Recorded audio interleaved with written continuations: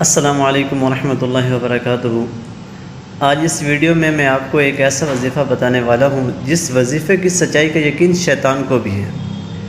اگر آپ اس وظیفہ کو ایک مرتبہ پڑھ لیں تو اگر پوری دنیا مل کر آپ کو نقصان پہنچانا چاہے تو ذرا برابر بھی نہیں پہنچا سکتی۔ یہ وظیفہ حدیث سے ثابت ہے۔ حدیث کی سب سے زیادہ معتبر کتاب بخاری شریف کی حدیث نمبر 2311 میں مذکور ہے۔ چونکہ یہ وظیفہ حدیث سے ثابت ہے اس لیے اس میں ذرا برابر بھی شک کرنے کی کوئی گنجائش نہیں۔ حدیث کا مفہوم یوں ہے کہ حضرت ابو ہریرہ رضی اللہ تعالیٰ عنہ نے بیان کیا کہ رسول اللہ صلی اللہ علیہ وسلم نے مجھے رمضان کی زکوٰۃ کی حفاظت پر مقرر فرمایا۔ رات میں ایک شخص اچانک میرے پاس آیا اور غلم میں سے لب بھر بھر کر اٹھانے لگا۔ میں نے اسے پکڑ لیا اور کہا کہ اللہ کی قسم میں تجھے رسول اللہ صلی اللہ علیہ وسلم کی خدمت میں لے چلوں گا۔ اس پر اس نے کہا کہ اللہ کی قسم میں بہت محتاج ہوں، میرے بال بچے ہیں میں سخت ضرورت مند ہوں۔ حضرت ابو ہریرہ رضی اللہ تعالیٰ عنہ نے کہا کہ اس پر میں نے اسے چھوڑ دیا۔ صبح ہوئی تو رسول اللہ صلی اللہ علیہ وسلم نے مجھ سے پوچھا کہ اے ابو ہریرہ، گزشتہ رات تمہارے قیدی نے کیا کیا تھا؟ میں نے کہا یا رسول اللہ صلی اللہ علیہ وسلم، اس نے سخت ضرورت اور بال بچوں کا رونا رویا، اس لیے مجھے اس پر رحم آ گیا اور میں نے اسے چھوڑ دیا۔ آپ صلی اللہ علیہ وسلم نے فرمایا کہ وہ تم سے جھوٹ بول کر گیا ہے، اگر وہ پھر آئے گا اور وہ پھر آئے گا۔ رسول کریم صلی اللہ علیہ وسلم کے اس فرمانے کی وجہ سے مجھے یقین تھا کہ وہ ضرور آئے گا اور میں اس کی طاق میں لگا رہا۔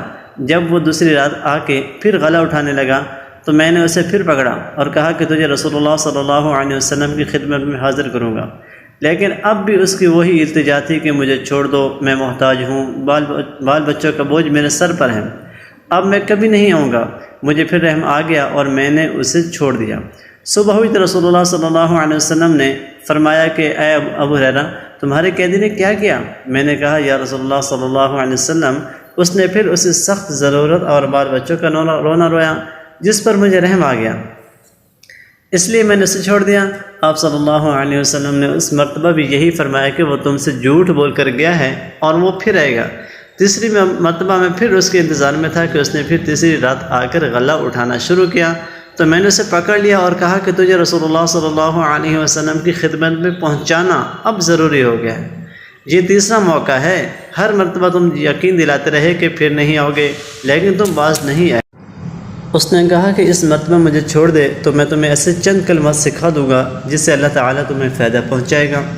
میں نے پوچھا وہ کلمات کیا ہیں؟ اس نے کہا کہ جب تم اپنے بستر پر لیٹنے لگو تو یہ آیت الکرسی اللہ لا الہ الا هو الحی القیوم پوری پڑھ لیا کرو۔ ایک نگران فرشتہ اللہ تعالیٰ کی طرف سے برابر تمہاری حفاظت کرتا رہے گا اور صبح تک شیطان تمہارے پاس بھی نہیں آ سکے گا۔ اس مرتبہ بھی پھر میں نے اسے چھوڑ دیا۔ صبح ہوئی تو رسول اللہ صلی اللہ علیہ وسلم نے دریافت فرمایا گزشتہ رات تمہارے قیدی نے تم سے کیا معاملہ کیا؟ میں نے عرض کیا کہ یا رسول اللہ صلی اللہ علیہ وسلم، اس نے مجھے چند کلمات سکھائے اور یقین دلایا کہ اللہ تعالیٰ مجھے اس سے فائدہ پہنچائے گا، اس لیے میں نے اسے چھوڑ دیا۔ آپ صلی اللہ علیہ وسلم نے دریافت فرمایا کہ وہ کلمات کیا ہیں؟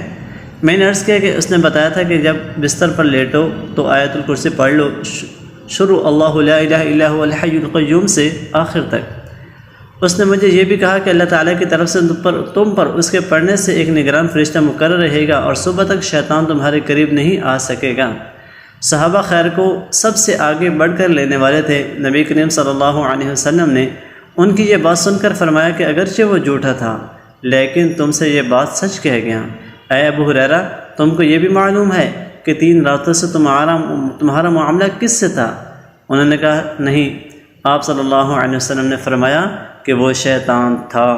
صحیح البخاری حدیث نمبر 2311۔